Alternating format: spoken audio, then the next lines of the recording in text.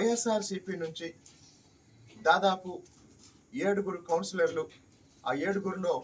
6 తెలుగుదేశంలో చేరటానికి నిర్ణయించుకున్నారు. ఒకళ్ళు జనసేనలో చేరటానికి నిర్ణయించుకున్నప్పుడు ఈ విషయాన్ని తెలిసి వైఎస్ఆర్సీపీ నాయకత్వం ఈ కౌన్సిలర్లని నిర్మల గారు లాంటి కౌన్సిలర్లని వైఎస్ఆర్సీపీ ఇన్ఛార్జి స్వామిదాస్ గారితో మాట్లాడాలని పిలిపించి, స్వామిదాస్ గారితో మాట్లాడిన తర్వాత జిల్లా అధ్యక్షుడు అవినాష్ గారితో మాట్లాడాలని విజయవాడ తీసుకెళ్లి అక్కడి నుంచి క్యాంపు రాజకీయాలు ప్రారంభించి వీళ్ళని బయట బెంగళూరుకి తరలించి బెంగళూరు అని, గోవా అని, యానాం అని రకరకాల ప్రచారాలు చేస్తూ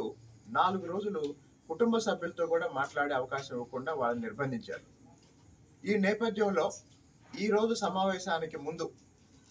మేము డిమాండ్ చేసింది ఏంటంటే, వైఎస్ఆర్సీపీ కౌన్సిలర్లలో తెలుగుదేశం పార్టీలో చేరటానికి నిర్ణయించుకున్న 6 కౌన్సిలర్లని, అలాగనే జనసేనలో జాయిన్ అవడానికి నిర్ణయించుకున్న కౌన్సిలర్లని వాళ్ళ కుటుంబ సభ్యులకి దూరంగా 4 రోజులు వచ్చారు కాబట్టి ఈరోజు కౌన్సిల్ చైర్మన్ ఎన్నిక ముందు వాళ్ళ కుటుంబ సభ్యులతో మాట్లాడే అవకాశం ఇవ్వండి అని అడిగాము. అయితే దురదృష్టం ఏంటంటే వైసీపీ నాయకులు కానీ తర్వాత పోలీసు అధికారులు కూడా నిర్బంధంలో ఉన్న 4 రోజుల నుంచి నిర్బంధంలో ఉన్న కౌన్సిలర్లకి కుటుంబ సభ్యులతో మాట్లాడే అవకాశం ఇవ్వకుండా